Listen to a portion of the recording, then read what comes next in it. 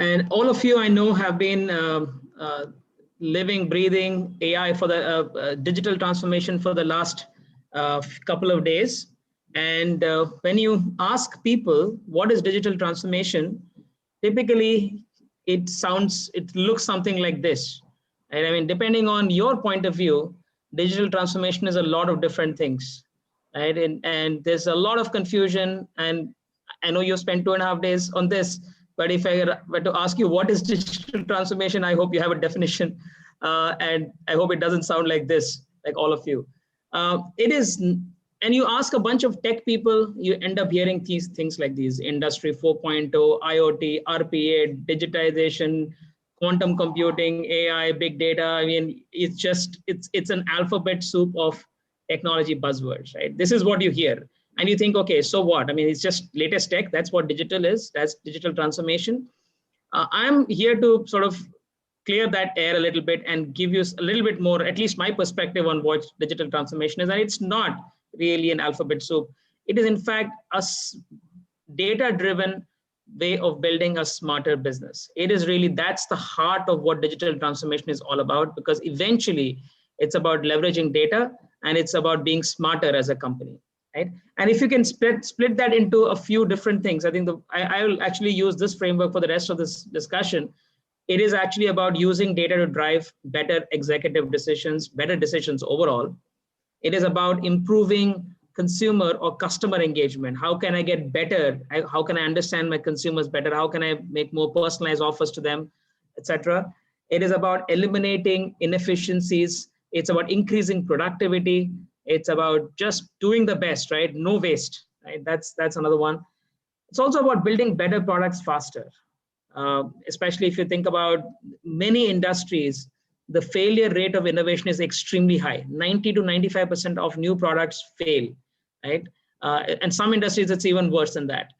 You know that 98% of startups fail within 2 years of starting. Within 10 years of starting, and 50% of them fail in the first 2 years of starting. In general, product innovation is full of failure, right? And finally, it's also about fighting disruption, because for every business model that exists in the world, there is somebody else. There are many others, thousands of others. For every successful business model, there are thousands of others who are trying to poke away at that business model and do something and disrupt them, right? So it's about using data to build a smarter business across these 5 dimensions. That's how I think of digital transformation. And I'm going to give you a few examples of each of them so that we can get to some conclusions and some understanding. I'll start with using data to drive better executive decisions. And just a few months ago, March 21st, 2020, I got a call from the BMC Municipal Commissioner, Mr. Praveen Pardeshi, and he said, Srikanth, we need help, because we had, at that time, 4 people across the country had died out of COVID, right? And there were about 100 or so cases across the world, but across India. But there was this fear that it's an exponential disease. How do we tackle this? Help us in creating better decision-making as we tackle the pandemic. And throughout the next few months, now it's been 8 months or so of working together. And, did I miss the slide? Okay, the problem statement kept changing. Every single time, the problem statement was something else. To begin with, it was, we got the data of all the arrivals, right? All the people who showed up in Mumbai from various parts of the world. That was the first data set that we got. It said, okay, these are people who have come to Mumbai from various parts, and we want to make sure that where they are, we want to know if they're buying any prescription medication. We want to know that if they have any symptoms, can we isolate them, test them, track them, trace them, right? And trace their contacts, like who have they gotten in touch with? That was the first problem. After a few days, that problem became something else. The problem was, now the disease is spreading, right? And we want to know within the city of Mumbai, where are the places where where are emerging COVID hotspots, right? We want to know if this area that we've been ignoring because there are only a few cases there, maybe that's the next big hotspot. How do we know? And we could say, we built something called the real-time transmission indicator, RT.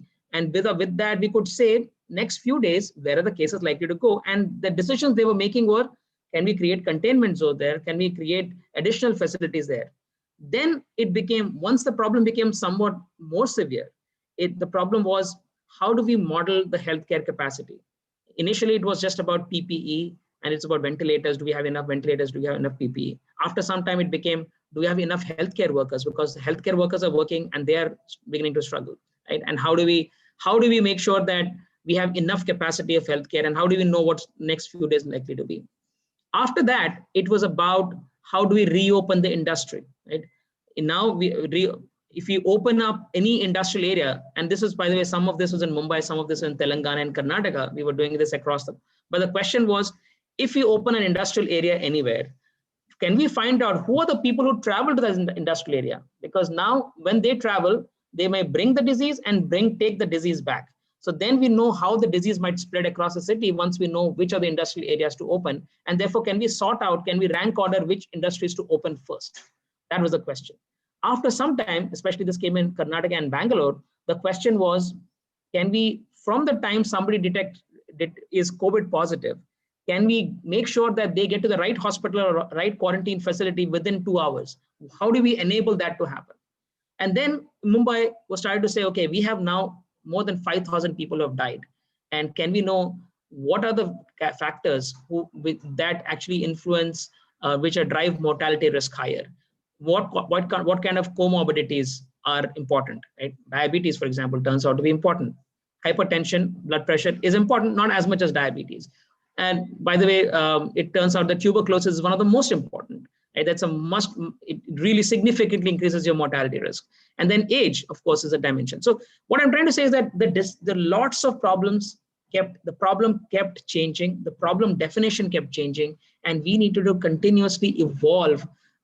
How do we enable all these decision makers? For example, doctors. How do we make sure that we give them the information so that they can make better decisions and better policies? And how can administrators, how can they make better decisions? This is about digital transformation, right? It was forced upon the city of Mumbai and the country of India and across the globe, but that's really an example of digital transformation to drive better decision making. Now, we also do this for a bunch of companies around the world. This is on the left, you see P&G. That's how they make decisions, all the data in one place so they can drive executive decisions. This has now become very common with what they call a CEO dashboard or executive dashboard, so that they can all come together, look at a problem holistically and make better decisions in minutes or hours and not really days and weeks. Right? This we do for a number of different players. Now, with that also come in, how can we enable decision making for people on the go, on their smartphone?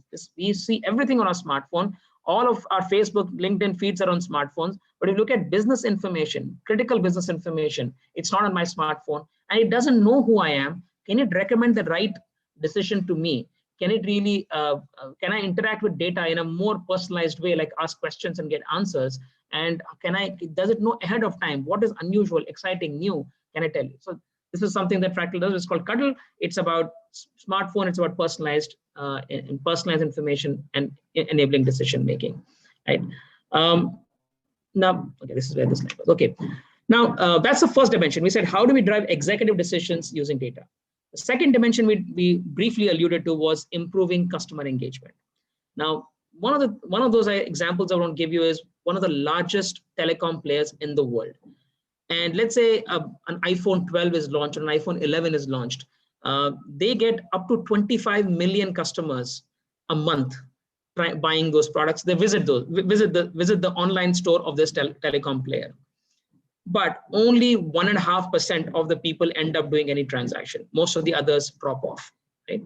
Now, our idea was to understand the remaining 98% and plug a few holes. Like, why are people dropping off? Right? And therefore, if we can do a root cause analysis of why people are dropping off and give them the right information or the right documents or the right offers, can we increase the overall conversion rate from 1.5% to something else?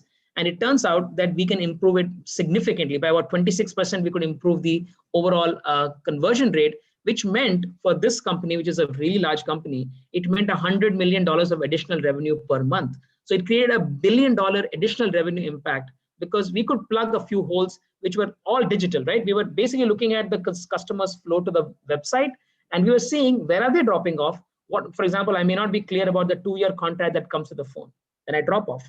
it may be clear that there's some part of the site's functionality is not working. It may drop off. It may feel that some offer that was on a different page, there could be several kinds of errors that are there in the way the service is delivered. If we can, using machine learning, if I can find out those errors and fix most of these errors real time and some on a 24-hour cycle, I start to make improvements. And we show that 26% improvement in customer engagement and conversion rate because of that. This is about how do we increase customer engagement and how do you make sure that their path to engaging with us is easy, it's personalized, it's the right recommendations and so on. Okay, this is the overall the results of this which I just showed you, right? 25% increase in digital conversion, etc. Now, similarly, for many businesses, the idea is to create the next best action. If you've just logged into HDFC Bank, right? HDFC Bank should know who you really are. And therefore, they should tell you exactly what you need to know, what you want to know, what you want to buy. Not necessarily just because mortgage is the most profitable product for HDFC Bank, that's not something they should sell to you every time. They should know, given your bank balances, given your credit card behavior, given your past purchases, what is the next best action? So Fractal has something called as customer genomics. But the idea is that businesses have to do the next best action. That's do what the customers need, what the consumers want, rather than what makes most money for you. But if you do that, you can improve the consumer engagement and you can really get more out of your existing customers or new customers. Okay, we have discussed two dimensions so far. How do we make better decisions and how do we improve consumer engagement? The third thing I want to get to is how do we improve overall, reduce inefficiencies, eliminate waste. One of the big wastes that happen is forecasting inaccuracies. And if you think about the amount of inventory that is wasted in companies, it's significant. As you know, in the food industry, 50% of all food that is produced is always wasted because of supply chain inefficiencies or customers buying more than and this rotting away in the refrigerator. But one of the big things is about forecasting accuracy. So we started working with a tea manufacturer in UK, the largest tea manufacturers in the world. And they were trying to see that tea is a very mature category in United Kingdom, but it's a very promotional sensitive category. So if I know exactly how much tea is needed on the shelves of my stores, right, from this tea manufacturer had to supply those. So getting forecast accuracy was important. So we could use more recent machine learning and deep learning models to improve the forecast accuracy by 8 to 10%. Now I know exactly what is my demand and which shelf should I stock. So I should not be in out of stock situation, nor should I be in excess stock situation, right? And the interesting learning in this example was that we could improve it by about 8 percentage points in the first go.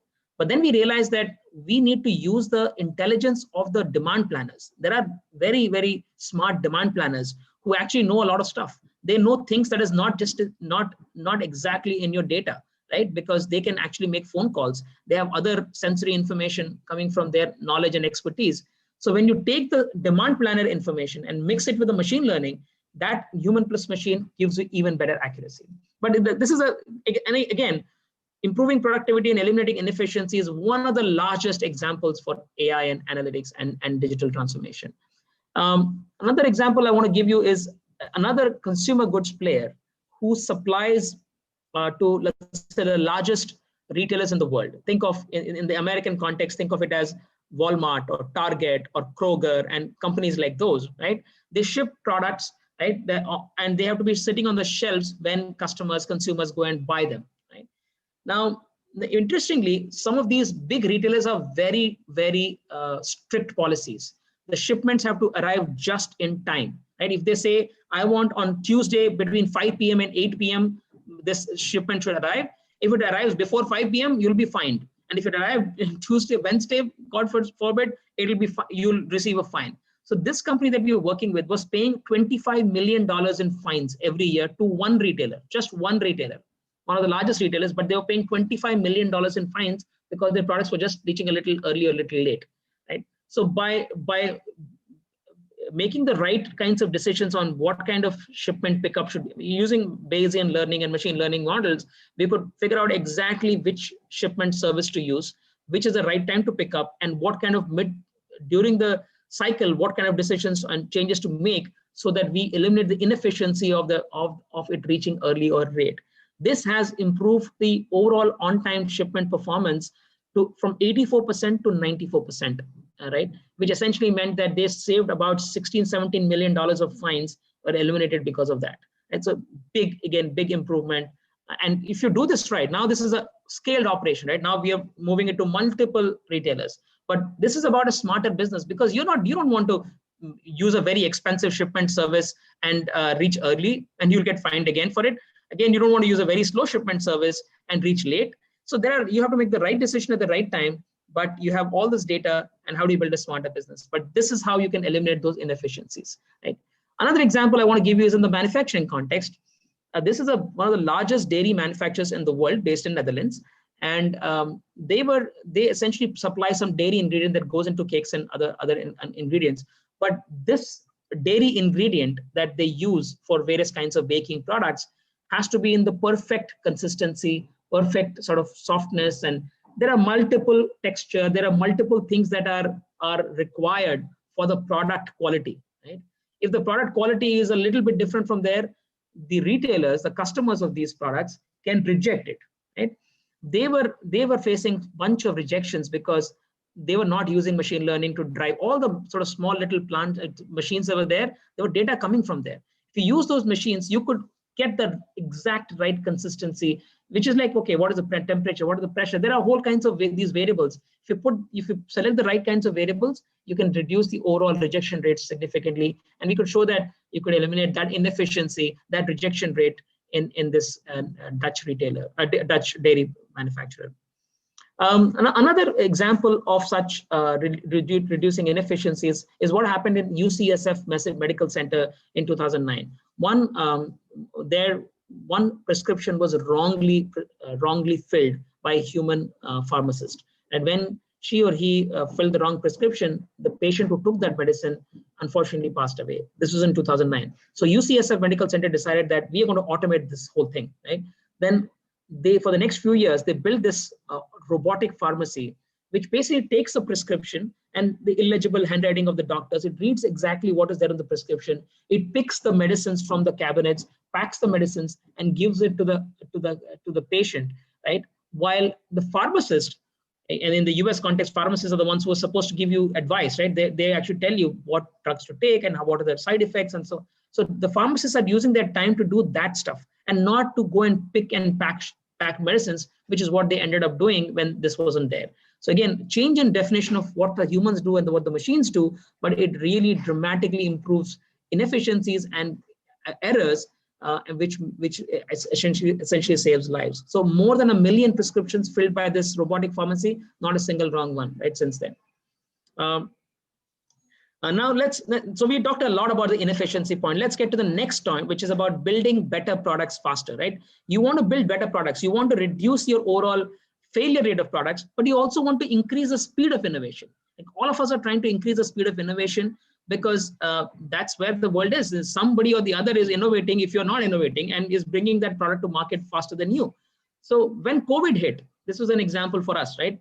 So Fractal has a business called Cure.ai, right? It is an AI radiology business, right? It has got funded by Sequoia and Mass Mutual Ventures recently, but this business was basically doing chest x-rays, right? So if you, one of the products of Cure.ai is a chest x-ray. It can read a chest x-ray and find out about 25 different abnormalities in the chest x-ray automatically and fill a report that a radiologist can see.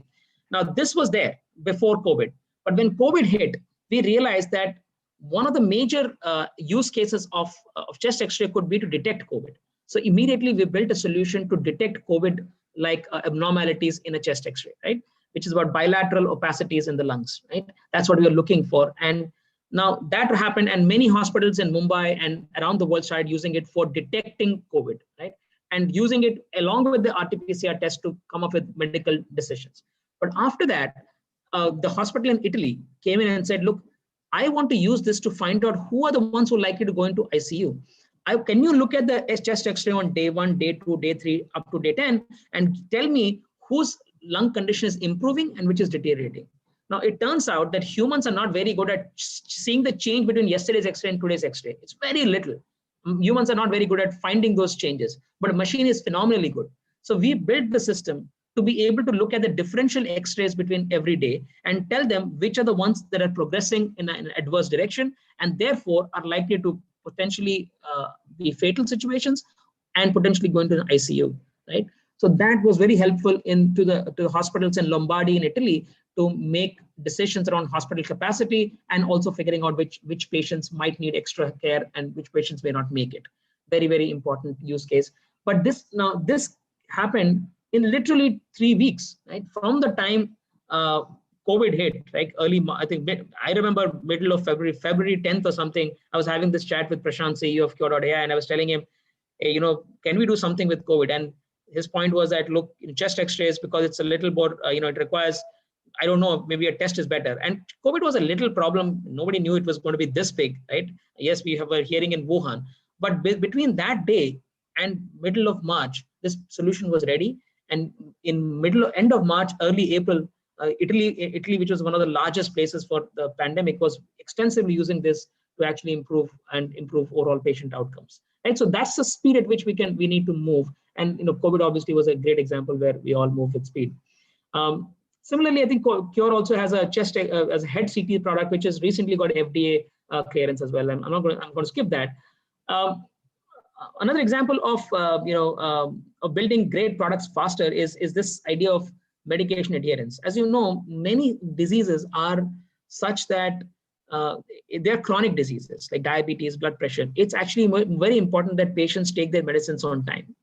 If you take these medicines on time every day, very high chances that you can manage the disease and live much longer. But people don't, because people have, once the symptoms die down, they are irregular, right? So improving medication adherence is a very important thing. So when we started out in 10 years back, we were working with a big health insurer who said, can you predict medication adherence? Can you predict who's likely to take their medicines on time so that I can focus on the ones who are not taking their medicines on time and improve their medication adherence so my insurance bills will come down, right?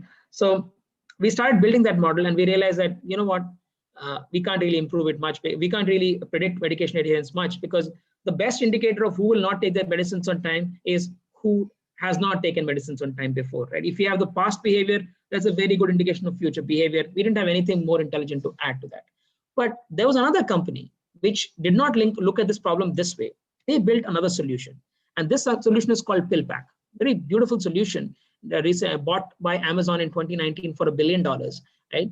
What they did was they basically said, so many people with chronic diseases have so many issues, but they take so many pills every day. And people in the 50s and 60s know that now once they have chronic conditions, they may have up to 15, 20, even 25 pills a day that they have to take.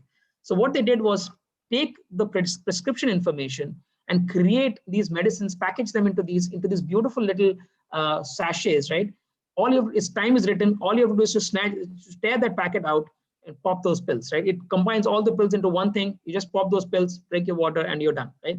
Beautiful solution, because they did not say, okay, maybe I cannot predict medication adherence, but my idea is not to predict, but I have to improve medication adherence, and they built a great product, right? So that's another example of building great products by actually understanding data, understanding consumer behavior, and then figuring out this is not the right problem statement. Let me reframe the problem statement and build it. Now, so we covered 4 dimensions. I'm come to the last dimension now, which is about fighting disruptions. This may not be applicable to all companies. For all big companies, one of our biggest fears is that there's some other company called a smarter solution, which is doing something better, and I may be out of business because of the way they're doing it. Example, if you think of a company like BlackRock, I think 7 trillion. I think they have $7 trillion invested in the market. They're the largest asset manager in the world, $7 trillion. But they are extremely scared that there may be people who are using other alternate sources of data to invest in the stock markets and making more money. For example, it turns out that many companies are now trying to use satellite information. They're using satellite data to understand, for example, how full are the parking lots for a retailer, and use that information to see whether the retailer is going to meet their earnings guidance or improve or do better than their earnings guidance, and therefore which stock will go up. So you're using alternate data to invest in stock markets. Now, this is not the only thing. They're looking at earnings conference calls, and they're looking at the CEO and the CFO's voice tonality, right? What is the tone of the voice? Are they sounding confident? They're using deep learning, other models to deduce they're sounding confident and using that to actually make investment decisions. So people are using additional data sources. So if you want to be the disruptor, or if you're fighting disruption, you need to make sure that you're using all those new sources of data that are coming in, right? That's what Amazon is doing, right? Amazon is saying, okay, retailers, here's a touchless way to actually completely change your experience. Walk in, buy the products and walk out, no checkout required, right? And I will check you out automatically, because I know exactly which products to buy. I know based on your entry and exit data, I know which customer you are, everything done, no touch required, right? That's how people are using new data to completely disrupt new data, new technology to completely disrupt an existing business. Okay. And of course, there's again, if you're in the beauty industry, now beauty industry has recently started to become beauty tech industry. I mean, L'Oreal CEO, who's a very well-known French person, he came out 2 years back and said, we're no longer a beauty company. We are a beauty tech company. Like all finance companies have become fintech companies. All marketing companies have martech companies. I mean, everything has become tech. Now, this is the idea, is that even in beauty, a category which may say, what is so tech about it? You can, right? Because using virtual reality, augmented reality, you can actually, it turns out, you can actually significantly improve the consumer experience. And there are companies, smaller companies coming and disrupting the larger players. So you have to use data, you have to use AI and machine learning and technology to actually improve even your chances of fighting disruptors. So those are the things I have. Now, if you go under the hood, right? I gave you those 5 different areas of improving your digital performance and doing digital transformation. But if you look under the hood, what is under the hood, right? All these great examples, what is under the hood? Essentially 3 things, right? I'll start with design. In all these cases, what you would see is that never take a problem statement for what is given to you. Problem statements are different. You have to understand the right problem and design the right solution. So you have to ask many questions. Every single example I gave you, the problem statement kept changing. You have to understand what is the right problem and bring in a deep understanding of human behavior to solve that. Certainly, you need extraordinary algorithms. So all examples I gave you had machine learning inside them, right? A lot of machine learning, AI techniques and data-driven techniques to actually make better decisions. And the least talked about topic is engineering, right? All this messy data across organizations. How do we connect those data pipelines in real time so that you can seamlessly make those decisions happen? This is the recipe. So if those are the 5 areas of digital transformation, but if you look at the recipe, it's about smart algorithms, it's great design, and solid engineering that actually creates and solves these problems, right? And this is what if you want to get better, you have to get more sophisticated algorithms. You have to make your algorithms more explainable, more fair AI, frame the right problem, and basically instrument your business completely. Connect all the data pipelines to build better decisions. So that's all I wanted to share with you. Back to you, Professor Mani. Thank you so much, Srikanth. That was indeed enthralling and inspirational. The conviction with which you shared so many of these ideas that you all have put into practice, I'm sure has given a lot of food for thought for all our participants. Thank you once again. And we now have the question and answer session. I have a couple of questions already with me. But in the meantime, those of you who would like to ask a question or share an experience is more than welcome to initiate it in the chat box. Srikanth, one of the first questions that's come up is, could you relate 1 or 2 Indian companies whom you think has come of age in trying to use all this artificial intelligence and technology solutions and has really measured up? I think, firstly, all the digital native companies in India, right? If you look at all the new age unicorns, the Flipkarts and the Paytms and the of the world, right? If you look at these digital companies, it comes naturally to them, right? It's just engineering. They AI and engineering are the same thing for them. They just build these in. Not necessarily the most sophisticated, but they're quite good relative to the other Indian companies. Number one, and so it's not that they have found the holy grail and they're better than everybody else. It's not true, and they may not be even benchmarked well enough to the rest of the world, but they're pretty good. Number one. Number 2, I would like to point out is some of the financial services companies were the first to start. I mean, I remember my journey started with HDFC Bank, actually with ICICI and then HDFC Bank. In 2001, I started working with, started helping HDFC Bank. It took me a year and a half to convince all of HDFC Bank, including Mr. Puri, that analytics is important and they could do better decisions in risk and marketing using analytics and AI. But the good thing about HDFC Bank is once they saw the light, they went hammer and tongs, right? They just went, I mean, we built all their risk models from 2001 to 2007. We built all their marketing infrastructure models, etc. They started building a great marketing team. Over the years, they've become really good at doing this. Of course, what was good in 2007 or 8 is not good in 2020. So it keeps changing, right? A lot has changed since the last 10 years. But I mean, some of the banks have indeed done some really good work. Apart from that, consumer goods companies also use some of the MNC consumer goods companies like Unilever, for example. They're very good at some of the stuff they do. Unilever, P&G, Mondelez or Cadbury's. Some of these guys are pretty good at what they do as well because they have used some of the global examples. So these are some of the companies. But hardcore Indian companies, I mean, Asian Paint, for example, extraordinarily good in supply chain. Extraordinarily good in supply chain. They have invested in engineering in supply chain throughout for the last 20, 30 years. So they have been ahead. Of course, that doesn't necessarily mean that they have fully bought into the AI revolution and are using AI extensively. But given how they have generally adopted technology, I do feel that they will be one of the few who will also adopt technology and adapt to the new environment. All right. So that was an interesting array of companies that you mentioned. Would you also like to highlight, are these principles more applicable in a certain type of industry than some others? You did mention that IT companies, retail companies, FMCG companies see the benefit of this much faster than the other companies. Would you like to comment on this? You know, it's absolutely, there's no such thing. Every single industry is ripe for disruption. Every single industry can get better using data. And instead of, I mean, look, I mean, we all work in our own industry, right?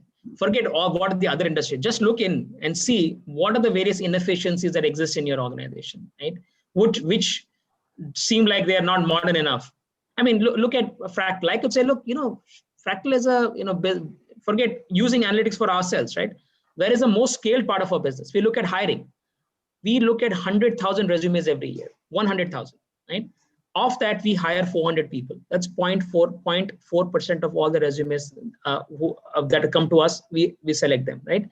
Now, how could we do that with AI? Of course, we can do that with AI. We cannot afford to not use AI to shortlist the CVs. Right? We have to algorithmically screen CVs. That's required. So look at the part of a business which has the highest inefficiencies or which has the highest opportunity or which is under the attack from competition. You will find that that is a ripe source for making informed decisions. And if a few years ago, people used to say, I don't have data. My industry is not data rich. Every industry is data rich. Now with image, video, voice, text, other kinds of data sources, every single industry is very data rich. So, I mean, those are all, to me, irrelevant, right? I mean, just look at your industry and see what can you do to improve the overall performance of your business. And you will see that there's tremendous opportunities wherever you look. Would you believe that the mindset of the CEO makes a lot of difference in the ability to adapt to all these changes that you proposed? Look, I think I subscribe to the theory that leadership matters in everything, in every single thing. Leaders have a way to champion things or to say that this doesn't matter and the world follows, that their troops follow, right? I mean, whether it is COVID or whether it is, you can see Donald Trump's leadership of COVID or whether it is any single matter, right? You will see that leadership matters. So a CEO matters, especially because if you're doing something that you've not done before, you still don't have a predictable way of figuring out that you will get results. So you need a little bit of faith and investment and patience. And if the CEO is not on board, of course, it's going to be harder to succeed, right? Because the first available evidence will say, look, I spent this $1 million. It didn't give me anything. I already told you it was not worth it. Let's stop it, right? For the first sign of failure, you stop. So it's good to have leadership support and championship. And therefore, I think, look, I mean, at the same time, depends on where you are, right? Just because, and that's also, don't take that as a reason to not do it, right? You can say, look, my CEO doesn't want it. How can I do it? Let the CEO get better. And after that, I'll do it.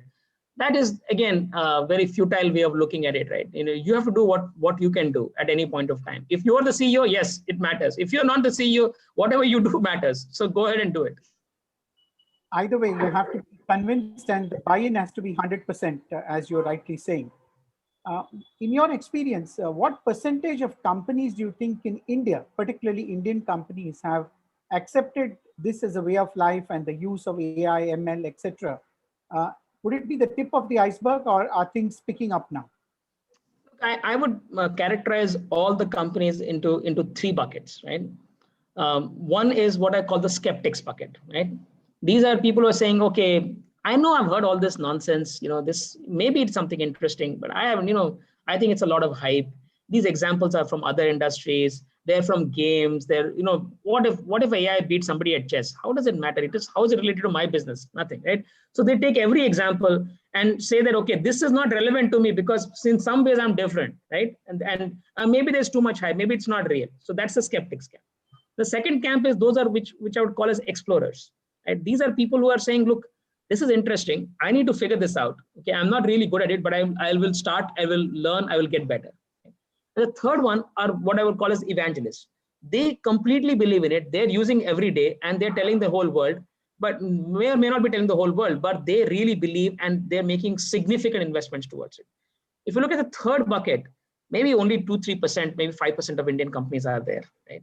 But I can say that companies are moving from the skeptic bucket to the explorer bucket in droves as we speak. I think given how fast things are changing and how blindingly obvious it has become, I think now is the time. This is the kind of an idea whose time has come, and now nobody can stop an idea whose time has come.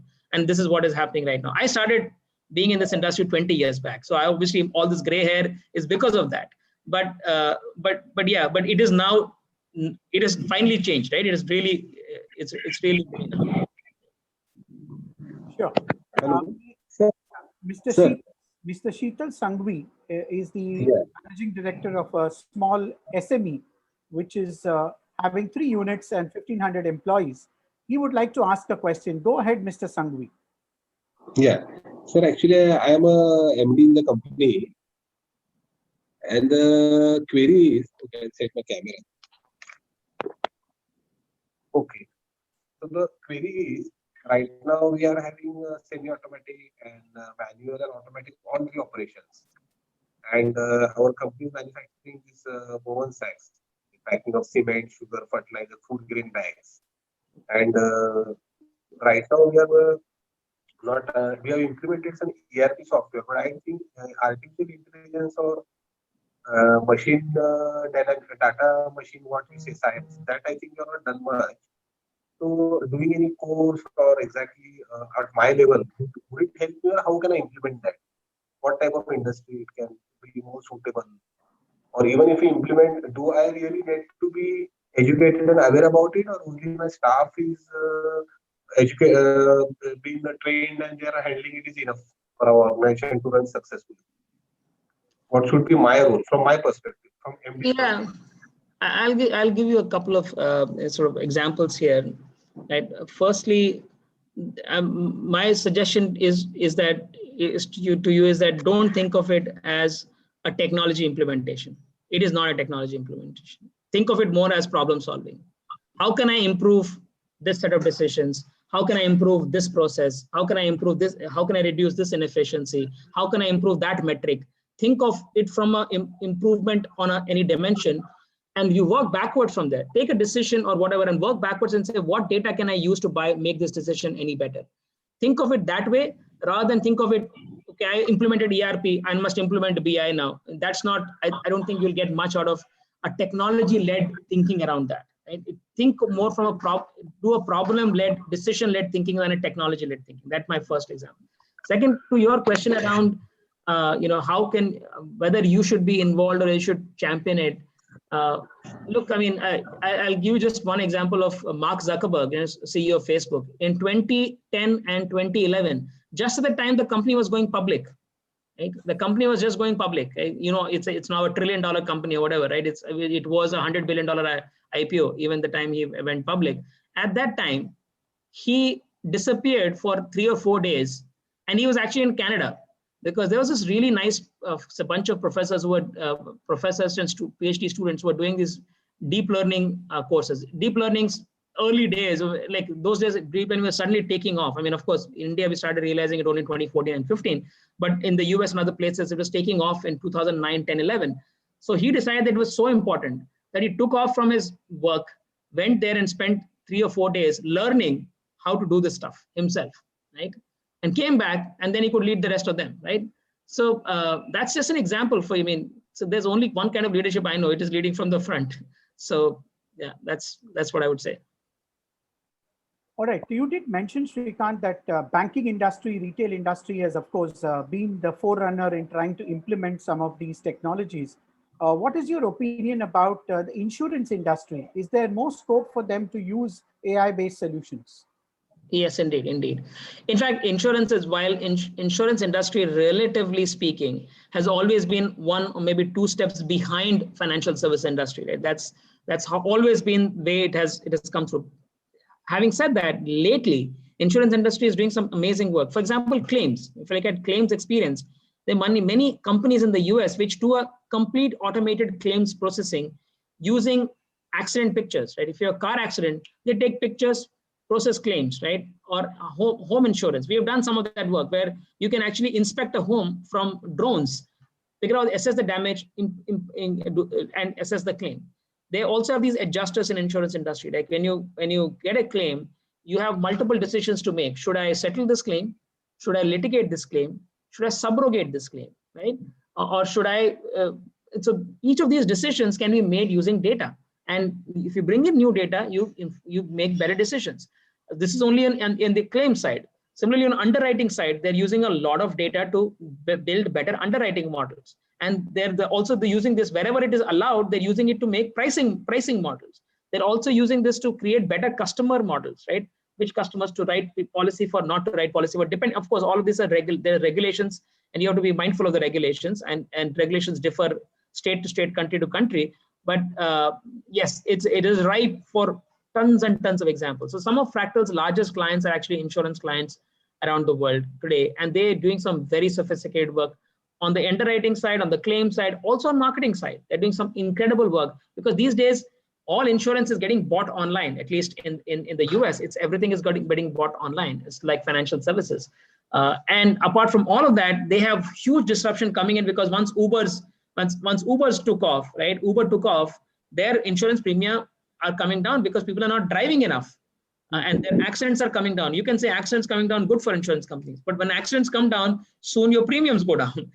So then they have a whole car rental insurance, it's going down the tube. And then there's a self-driving car. When that comes in, their whole industry goes for a toss. So there's a tremendous amount of disruption happening in insurance too. So insurance industry is a very exciting place to be in from an AI and machine learning standpoint and digital transformation standpoint as of today. As you mentioned somewhere in the beginning also, the base of all this AI is data. And this brings in a lot of issues related to data security. What have been your experiences, and what would be some of the guidelines you would suggest in the implementation process? Around data? Data security. So, I mean, look, I have, first of all, data security is super important, without a doubt. It's super important. And it certainly means that you have to have all the safeguards in place, because in the pandemic, especially, and even before, cybersecurity risks have increased 10x, right? So many companies are getting attacked, cyber attacked, including many Indian companies. So it's important. Second thing is about privacy and having transparency around data, right? What data you're capturing, being transparent. Every customer should have control over their data, right? They should be able to see their data and say, look, you are allowed to collect it or not allowed to collect it, right? That transparency and trust establishing with the customer is very important, right? Third is, when you're using this data to drive decisions, etc., be very careful that you're doing it in a way that's fair, right? I mean, there's a whole branch. I mean, again, we don't have time to talk about today, but there's a whole area called responsible AI, which is all about designing AI for fairness, for low, not bias, accuracy. There's all kinds of things, etc. It's important. Overall, look, I mean, there's not much to say about data security except to say that it is a super critical dimension of any business to take care of, and it is only getting it is getting more and more harder as people are have data on their smartphones, people are mobile, people are in the pandemic working from home. All these have made the data security challenge even harder. But it does, and people are, because data is so valuable, these things end up being a very important source of people. Data stealing, getting stolen is an important dimension, and also has huge legal ramifications, because of which I think also data security becomes super important. It's not my area of expertise, but it is a very important area. Fair. We have with us Mr. Inderpal Singh, who's been our former past president of the Bombay Management Association and an industry leader with Godrej for over 4 decades. Inderpal ji, over to you. Yeah, Srikanth. Thank you, Srikanth, for clarifying so many aspects of analytics, and especially AI based. My question is that as a common citizen, we suffer in 3-4 areas in a very big way. One is the delays in settling bills in hospitals. Second thing is the pendency in judicial system, and probably the third is the processing of recruitment applications. Say, for example, in UP, for about 15 positions, they received some 20 lakh, 30 lakh applications. So have you ever received requests from them for making a pitch, or they have approached you to solve the problems? And what has been your experience there? Because, it's good to have inefficiencies removed from private sector who are pursuing shareholder value paradigm, but citizens' life also ought to improve as the technology become more technology savvy. Yeah, all three great examples, Dr. Inderpal. One I would say is that on the medical bill side, again, this is I haven't seen any such urgency or anything that anybody's asked for.